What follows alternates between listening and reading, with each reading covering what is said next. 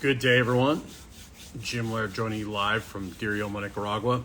Hope you're doing well today. It's kind of a weird day here. It's been weird in general. It's like snowing. It snowed in Florida, and it's really cold in Florida. So it's in like the 70s here right now, which is really, really weird. And then it's been raining here, which it looks like it's going to rain today as well. So that's very uncommon for this time of year. I thought I would come on here, and I've been here since I got here December of last year. I live near the beach on a gated community resort when I first moved here, and now I live in Diriolmo, which is near Messiah and Granada, and I actually like that much better. I really enjoy living kind of in the country, with the local folks, so to speak. And, like this afternoon, it's 10 minutes to Granada. I'm going to go to Granada to watch some NFL football. So it's a good option to have that. Now, I've been riding motorcycles my whole life. And motorcycle is my primary method of transportation here. And for good reason. One, it's super cheap. Two, you blend in a lot more, whereas if you drive a vehicle, you kind of stand out a little bit. So the blending in is good. And then if I have to go to the Managua or a big city, you can, cut through traffic, lane splitting, and all that stuff is pretty much allowed here. It's pretty much the Wild West as far as that's concerned. Here's a few things that I've learned about riding a motorcycle in Central America, Nicaragua in particular, Mexico. It applies to everything in Central America. And I've been riding motorcycles since I was a kid. If you think you're a really good motorcycle rider, you're not. These people here are literally born on a motorcycle. Like, you will see babies on the gas tank, like balancing, like literally babies on the gas tank, or babies between mama and dad. And there's, like two kids in between the mom and the dad, and there's another person you've never seen anything like this. So the stuff that I see here, like the roads these people can ride on bald street tires, the stuff that I see, like people driving down the road with the back wheel, like wobbling like this. You're driving on the highway, and all of a sudden someone blows by you and misses you by that much in between you and an 18-wheeler.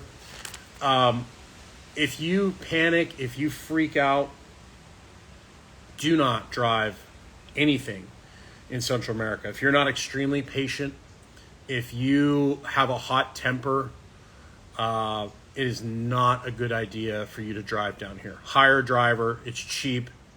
You definitely don't want to be on the road. So that being said, one of the first things you got to understand is that, one, you don't want to have, like if you're driving down here from the U.S. and you're bringing your bike down and you're just passing through, great. The roads here are good. The highways are good. You've definitely got to pay more attention because there's things like ox carts and horses, people walking on the road. There isn't like traditional shoulders here. So people just stop on the highway, in the middle of the highway.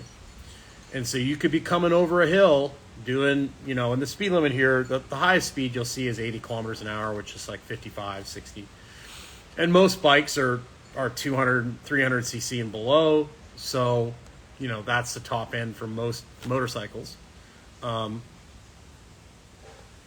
So you could be driving down the road, minding your own business, and all of a sudden somebody's parked in the middle of the road and there's an 18-wheeler and he just moves over and you just happen to be there. So you've got to be really strategic about where you are. You've got to be looking down the road and making sure that if you're going to pass a bus, 18-wheeler, and these chicken buses, they're big yellow chicken buses, they will put giant spikes on the front wheels that stick out about this far and are like the old Roman gladiator stuff to keep people from doing dumb things. And you got to be like, when you pass a bus, when you pass a semi-truck, you better make sure you can see way down the road because you could be going up beside these guys, and you got to make sure you're in the right gear. You've got tons of power just in case you have to hammer it to get around these people, because you could be going passing this person and all of a sudden there's an ox cart or a bus or something, a car stopped on the side of the road,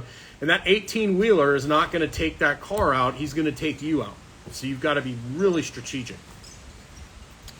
For the most part, the main roads are in good shape. You got to be careful because a lot of the manhole covers will come off, or there'll be like something, they'll all of a sudden there's a hole in the road, and they'll have big sticks of bamboo with like caution tape around it.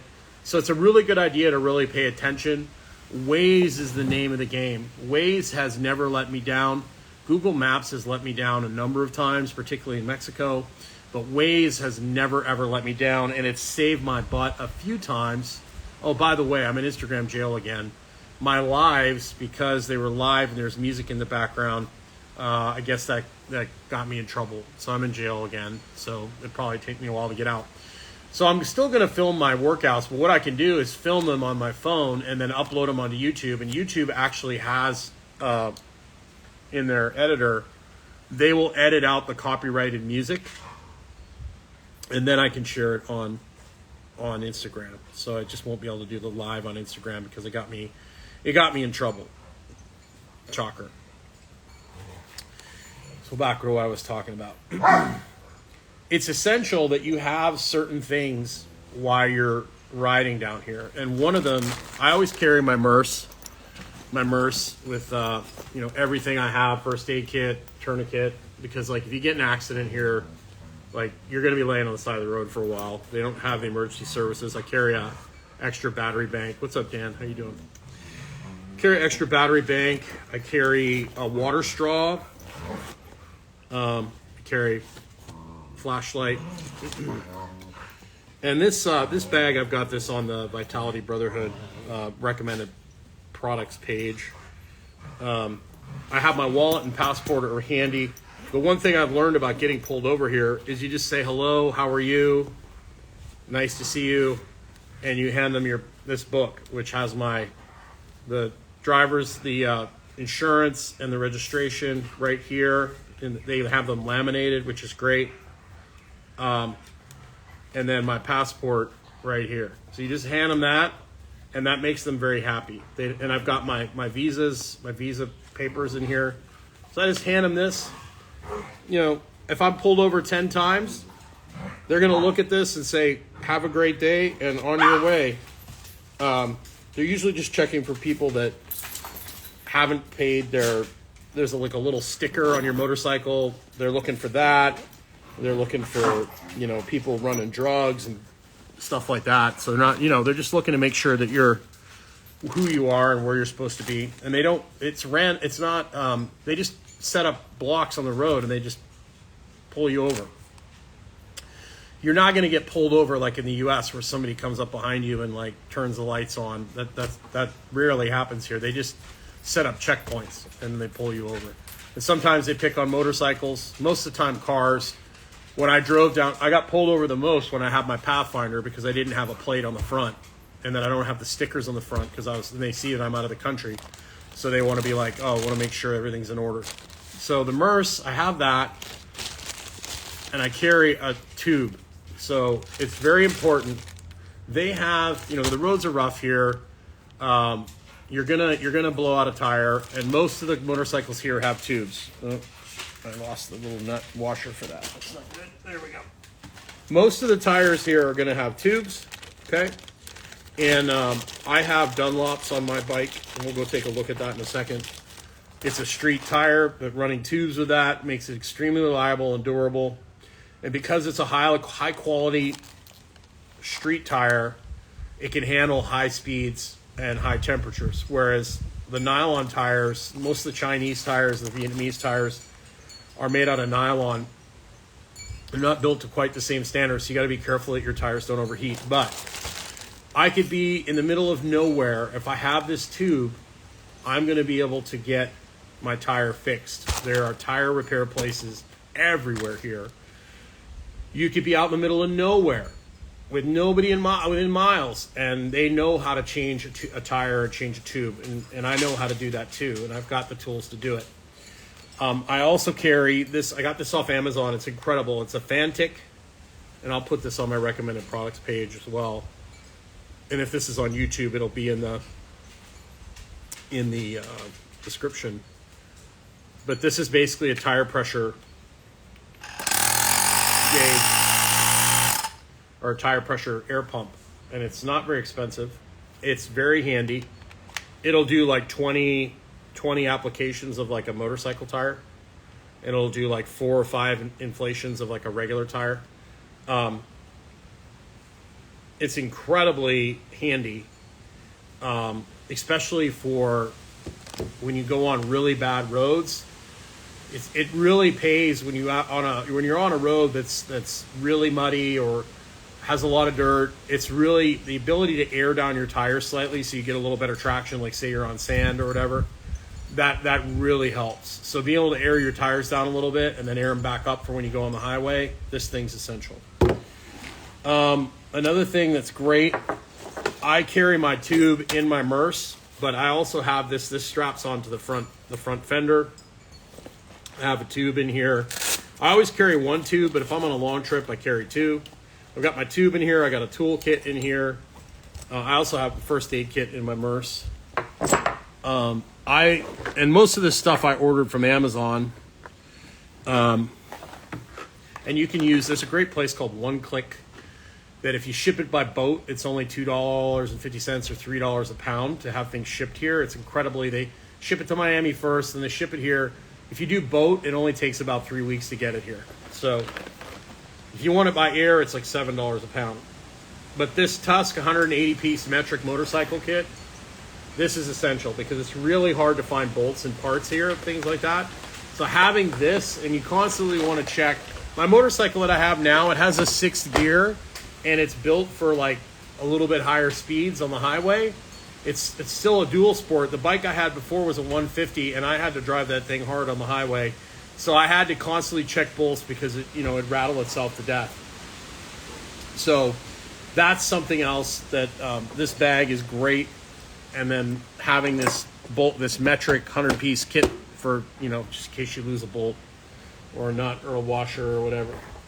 Now, I've found the best motorcycle helmet is the Bell. This is a Bell. It's like a dual sport helmet. And the best thing about this helmet is it's got a visor that like when you get bright sun, it gets darker on the tint. And when you're at night, it's clear. So photochromatic or whatever you call it. A regular motorcycle helmet here, like you're not going to be doing a lot. Like a lot of people, you can take this off, but I've found that this helps with the sun. This helps with rain. It helps with if I'm riding along, I can duck my head for branches and things like that. Having this duck thing on here really helps. You're not going to be on the highway enough. Like on the States, if you're going 100 miles an hour or 90 miles an hour on the highway, this thing's going to get in the way. But you're rarely going to be going over 55 or 60 for long periods of time here. This helmet's great. You put earplugs in. It has a vent down here, but it even has mesh for the dust because it can get really dusty here, which is good. And this helmet's like pretty reasonable. It's about $250. So it's not ultra. And there's a lot of people wear helmets like this here, not with Bell, but if somebody stole this, it's not a big. You don't want to bring $1,000 helmet down here. One, you're going to stand out like a sore thumb. 2, if it gets stolen, then you're out $1,000. This is like $250, and then you want to have an intercom. And all the quantum health people with the Bluetooth are going to be like, oh my gosh. But you need to be able to listen to Waze. Like Waze needs to be able to tell you that there's it's saved my life several times where it's like vehicle stopped on shoulder ahead or, manhole cover missing ahead. Like that's the difference between you like dying and living. So yeah, you get a little Bluetooth. I don't know, good, bad, and different.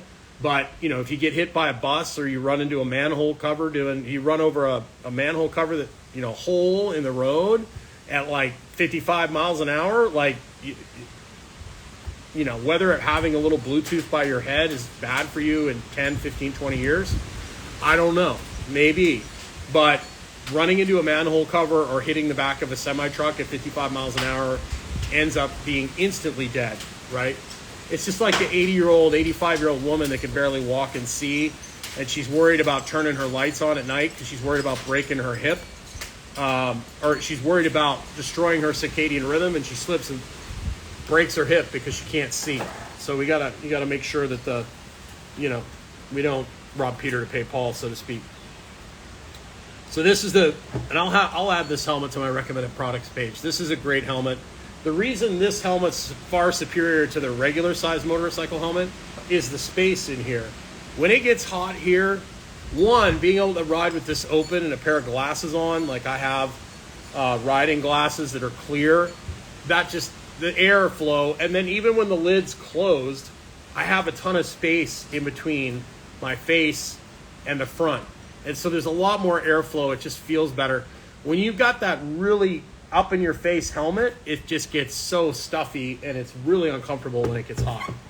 So you definitely want to have more of a dual sport style helmet here. And you, of course, if you don't want the duckbill on it, you can take it off, no problem.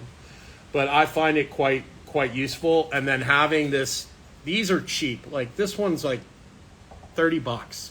You don't want a Cardano, you don't want anything super fancy, because if it gets stolen, if it gets broken or whatever, and things don't, if you watch your stuff here, you don't have to worry about stuff like that, but it does happen, right?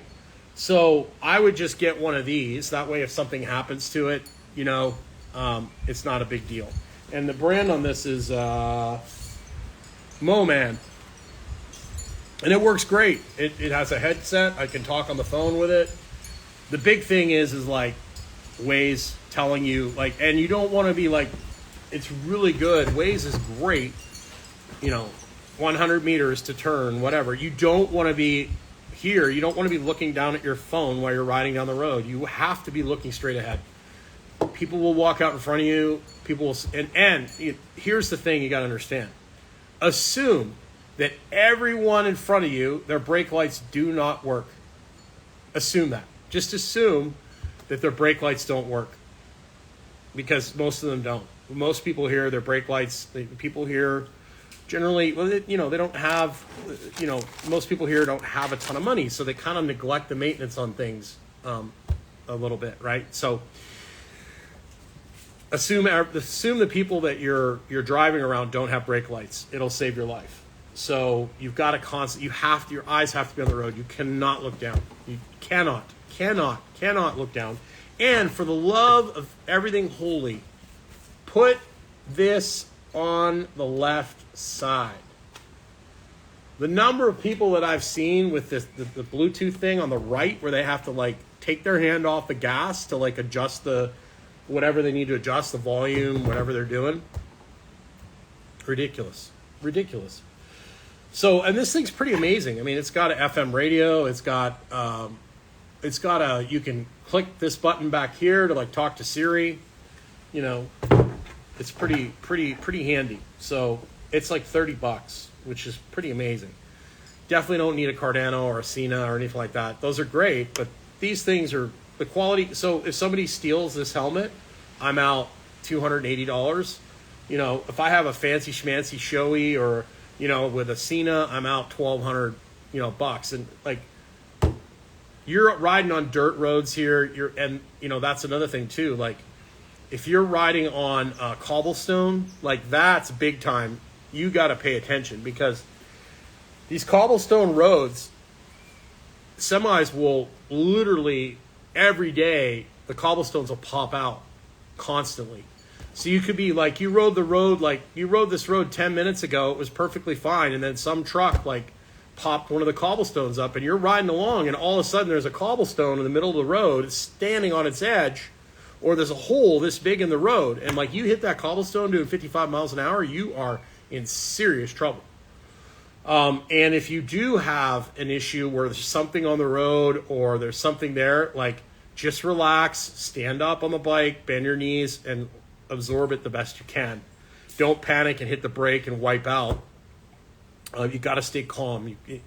You've got to relax. There's going to be 18-wheelers like weaving in and out of traffic. There's going to be motorcycles weaving in and out of traffic. There's going to be goats on motorcycles, chickens on motorcycles. I mean, you can, if you can dream it, it happens here, right? So you got to be patient, and you can't freak out.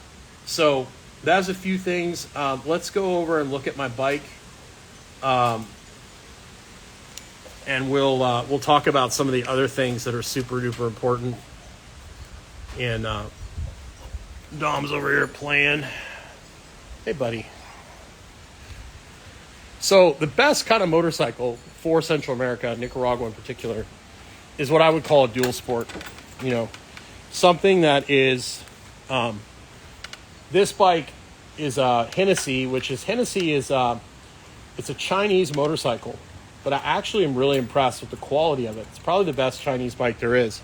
There's a lot of Indian motorcycles here too, like Pulsar is an Indian brand. You can get Honda and Yamaha here, but it just costs so much more money, and there's not as many parts. I can buy like two or three of these Hennessy 250s. I started with a 150. This is probably the best all-round bike with this setup. So this is a Hennessy 250. It's a single cylinder. It's got oil. It's oil cooled. So it has a radiator up here, like a normal radiator, but it's not full of coolant. It takes some oil from the engine and runs it up into the radiator. So I've got discs on the back and the front, and when you go get these things washed, you've got to, and the quality of the parts on these compared to the 150 that I had is insane. Just a little bit more money makes all the difference in the world. A lot of people will say these bikes are unreliable, and generally it's because they don't do the maintenance. But this bike comes with a 21-inch wheel in the front, which is way too high. And of course, that's for people that are wanting to go over logs and stuff. So I put a 17 on the front, and then I've got these Dunlop multi-purpose tires. I got a 17 on the back. It was an 18. Got that done. I had to shorten the kickstand because it obviously was made for a bike that's like 21, 17, like 5 or 6 inches taller. So I had to get the kickstand cut and welded. We did that. I always carry one of these little plastic pieces to set down. So this is just a little piece of plastic that you set down on dirt. It helps give you a little more surface area, so you don't have to worry about like your kickstand, like especially when you go to the beach on the sand. But these tires are great. They're perfect. They run well on the highway, and they're great off-road because I have a good, as you can see about how dirty my bike is, I have a good chunk of probably about 1.5 miles every day that I have to ride on dirt. And then what I did is I bought these frame sliders. I bought 2 sets of them because generally it only has this one side. And what I did is I cut the other side off and had it welded so they could be 2 bolts. But this is a 6-speed transmission, super simple, carbureted. It gets about 70 miles to the gallon. It has a small tank. It's not a very big tank, but I get about 200 to 250 kilometers per tank, which is pretty good. I can get pretty much anywhere in Nicaragua if I run it to reserve. The nice thing about this bike, it's got a digital dash. It's one of the nice things and one of the disadvantages. The digital dash makes it a little fancier, but it's pretty simple. Nice thing is it has a tach, it has a fuel gauge, has a trip meter. I've actually got a USB port here, which is great. I have this nice little Kimi Motors bag. I got a phone mount here, and this is great because these are my glasses I wear if it's really hot or at night if I want to ride with the visor open. This little toolkit here is super cheap. Cruise tools, not very expensive. Always carry that. It's got like a screwdriver, pliers. It does have something to like break the bolts for changing the tire right here. It's got an air pressure gauge, which I really don't need because I've got my little computer, but it's always good to have a backup. So a tire pressure gauge. So that's very helpful. So I always carry that, and this thing is easily removed if I need to. I also carry my USB or my my lightning charger in there. So I put it in there, but nobody's really messed with me or, taken this bag. Most people here are pretty good. They mind their own business. They don't, and most of the time, the cool thing about here is most of the time there's like a security guard most places when you park. And the nice thing about these mirrors, you can really see really good behind you. Great visibility. You're sitting up a lot higher. The seat's a lot more comfortable. It's a great motorcycle. I think it's the best. This is the best setup for Nicaragua because it, and also you can have a passenger and then you can also have something strapped to the back. I'm looking at getting some luggage, like a big box to put up there. The fuel capacity is not, it's 9 liters, but it's fine. I can get anywhere I need to go. The only disadvantage of this is you don't have a kickstart. My 150 had a kickstart, but in order to save weight, they left off the kickstart. But, you can always push start it if you need to. But I love this thing. It's so much fun. The 250, it's got enough power. I'm not have to worry about, blowing up the engine, running up a hill. Super impressed with it, but I love it.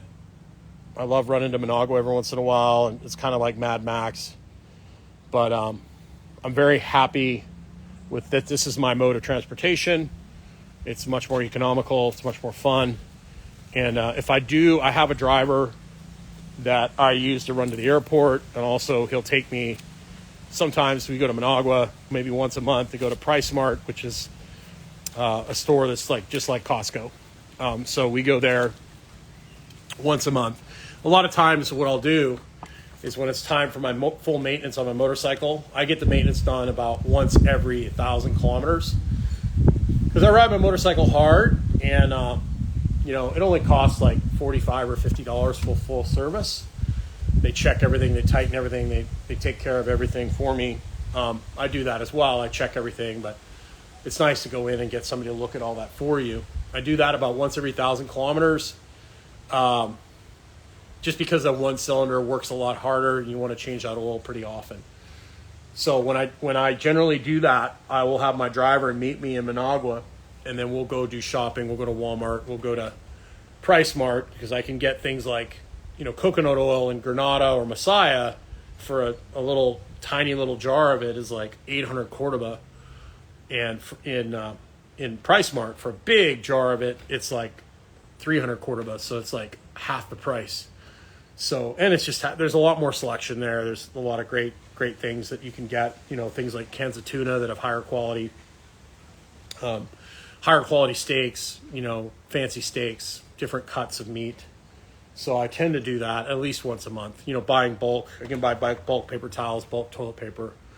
So generally, if I need to go somewhere that requires, multiple people, if I have friends in town or whatever, we tend to just take a taxi, and you can hire somebody to drive you around all day for like $40, which is pretty good. And I would recommend that if you are not patient and you have a tendency to panic, you definitely just want to hire a driver when you come here. You don't want to rent a motorcycle or rent a car because it depends. If you're in San Juan de Sur and you rent a motorcycle there, it's a tourist area, so it's pretty laid back. You're just running to the beach. You're not running up and down the highway. But so there's a little bit about what I've learned from riding a motorcycle in a... What have you got? Dom, what do you got? Dom's got something. Oh, he's got like a baby coconut he's chewing on. So that's what I've learned from being in a Central American country for over a year and riding a motorcycle here. I tell you what, if I ever went back to the States, I still have a motorcycle in the States, 1,000cc naked Honda Hornet. I like it, but I'd probably just get a supermoto, like a 400cc supermoto. It's just so much more fun to drive a smaller bike if you're not doing a lot of highway riding. If you're zipping around town, like I don't really need I used to have a Hayabusa. You don't need that. Like, it's so much more fun to drive a smaller displacement bike that's lighter. Like, I can pick that bike up and carry it up a hill if I had to. And I have had to. My little 150cc, I got stuck somewhere, and I had to lift the bike out of the mud and drag it up a hill. And you can do that. You can't do that with a big, 700, 800, 900, 1,000 cc motorcycle. Even a lot of these dual sports in the U.S. are these big, monstrous bikes. So, hey, Dom, what are you doing? Let's see Dom here. He's just hanging out. Where you going, buddy? Where'd you go? Oh, there you are. Say hi. You say hi. Can you sit? Can you sit? No, you don't want to sit? Okay. Can you sit? Sit. Sit. Sit. Sit. Sit, buddy. Sit. No, you don't want to sit. You're not being very good. Not being very obedient. So there's just a little review. The weather here is weird today. We're actually going to go into, I'll probably do another live here in a little bit. So I'm going to go into, whoa, what's going on? We're going to go into Granada, and we're going to go to a bar called Boar's Nest. I think it's owned by a Canadian. And we're going to watch some WWE, I mean NFL football. So, yeah, we're going to go watch some football. So we'll see what the refs have to say about the outcome of the game here. And hope you're doing well. I hope, even though it's cold for you probably, if you're in the U.S., I hope you're still getting outside. It's beneficial to get outside. If you're in Florida, I feel terrible for you. It's a big shock for people that have grown up in Florida or lived in Florida, have never seen snow before, or, maybe once in their life. I know Kentucky was bad enough when there was snow, as far as people just losing their mind. I couldn't imagine what it was like in Florida. So have yourself a great day. I have the first coaching call, our first coffee call, or coaching call, whatever you want, Q&A call on the Vitality Sisterhood on Tuesday. If you want to get in on that, it's a totally free group. Just comment Sisterhood below, and that'll be at 8 a.m. Eastern on Tuesday. And then the following week, it'll be in the afternoon. It'll be at 6 p.m. in the evening on Tuesday. So we're going to flip-flop back and forth between AM and PM and see how it goes. And the Vitality Brotherhood, it's at 7 a.m., actually 8 a.m. Eastern. Every Wednesday morning is our coffee Q&A call. So, and you can join that, and it's totally free as well. You can join that by commenting Brotherhood. And of course, if you want to check out any of the stuff I talked about today, you can just go to Vitality Brotherhood under recommended products. And most of the stuff that I talked about today will be on the recommended products page. So thank you for your support. Have yourself a great day. Make sure you get outside.